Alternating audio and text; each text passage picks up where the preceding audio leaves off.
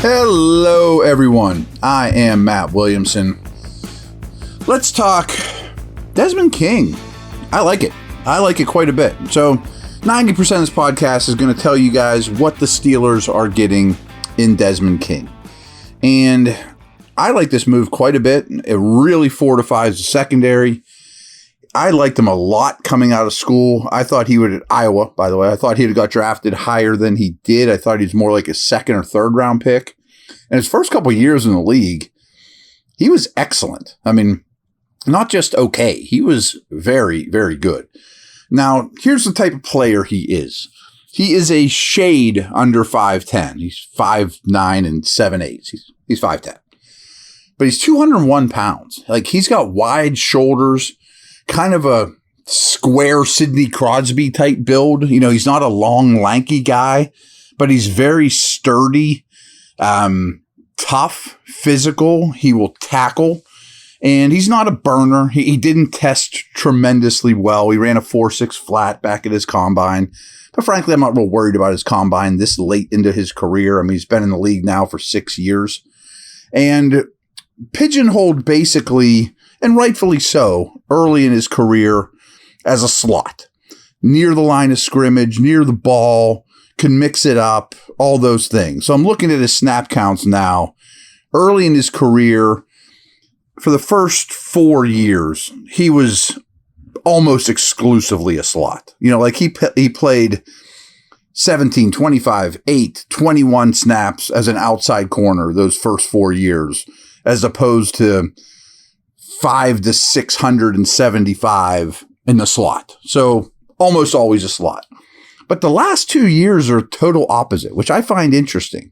This past year, he played 334 slot snaps versus 505 outside corner snaps. And the year before was even heavier, 127 in the slot to 741 on the outside, both with the Texans, by the way. And they're far from a perfect team, and I would have to study why. You know, is it just, Stingley was hurt? Are they just terrible? They had to put him outside. But he held up well, especially this past year. I mean, he's a starter for the Texans.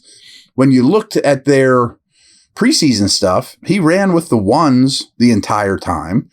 I'm not saying he's Deion Sanders or Rod Woodson, but he's a borderline starting corner with inside-outside flexibility, as well as toughness, tackling, a little bit of pass rush to him. He's a good blitzer, which I think is important for their slot guys, and they haven't really had that of late. He's coming off a good season. He plays the run well.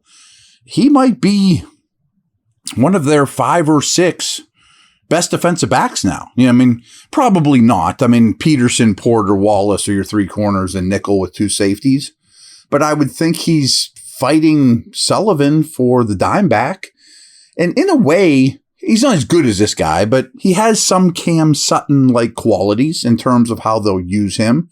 He can play outside. He can follow a guy in. I would think they'll like him more in the slot, but again, he's played outside more than he's played the slot lately.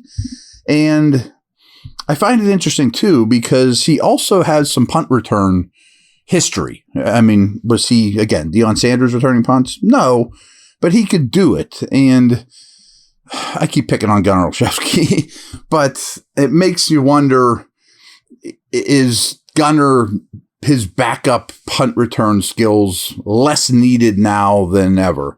You may caught on. I've been trying to get Gunnar off this team for a while, but anyway. But King has made some money in the league. It didn't cost the Steelers really anything to get him. He has that Iowa Kirk Ferentz toughness to him. He actually won the Jim Thorpe Award coming out in 2015 as the best defensive back in the nation. So this guy has a track record, and he played well last year. So he's been to Pro Bowls. I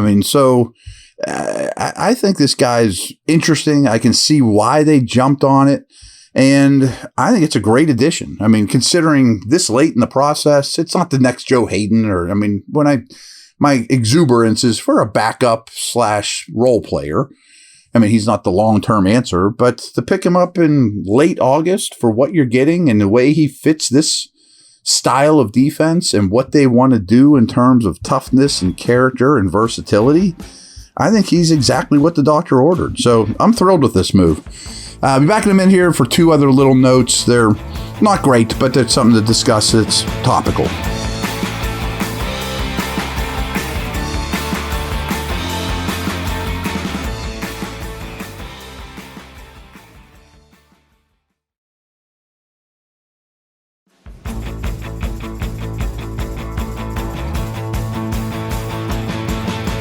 So in the first half, we talked about Gunner. He's still with the team, folks. I mean, he didn't get cut for this move or anything like that. What they did was they cut Mann for King. So that just came out. Makes sense. You know, I had told you yesterday that was a possibility. I thought they might be trying to trade Mann. Maybe they were. The punter, by the way, the backup punter to Harvin. Maybe they were. Maybe they weren't. Maybe they knew they were picking somebody up and they just needed a placeholder on the roster for 24 hours until King or whomever got here. Maybe they had a strong suspicion that a corner, maybe 3 or 4 of them, and there were 3 or 4 veterans around the league that, you know, Ronald Darby, those type of dudes, were going to get cut and they were going to pick up one of those guys. So Mann was just here for 24 hours, and that's quite possible. But the other news, and it's just starting to filter in, rumors about their practice squad, but there's one name I wanted to stress that looks like is coming back, and that's Breiden Fehoko, and I'm thrilled about that too. So if you listen to yesterday's podcast, I was on so many different outlets. I think I said this to you guys, but of all the players they cut yesterday at 4 o'clock, or Tuesday at 4 o'clock, I thought Fehoko was the best football player they let go. So they're bringing him back. Now, you don't need 3 nose tackles on your team, assuming Benton is nose capable, which I think he highly, highly is, and more and more and more. But I sat down with Fehoko in minicamp. He's a joy to be around. He's an energy giver. He's an old school nose that can hold the point, can take on double teams. He can push the pocket a little bit. I thought he looked good in one-on-ones at camp. You know, often that benefits him, though. I mean, his center doesn't have any help. But I think he's an NFL player that they now have still in the building. And of all the guys that got cut, he would have been my first call to bring back. And it sounds like they basically agree with me. So good to see that. I definitely wanted to keep him in black and gold. Maybe you'll never need him. Who the heck knows?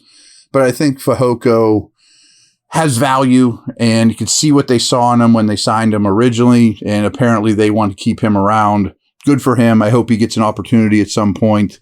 But Adams outplayed him, and Benton's a star in the making. So there just wasn't room.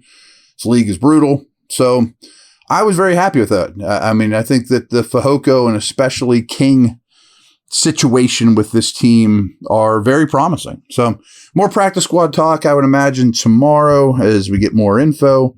And everyone have a tremendous day. This Steeler team's in pretty good shape.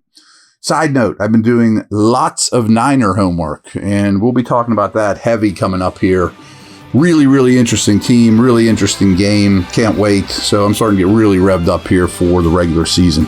All right, take care, everyone. We'll see you.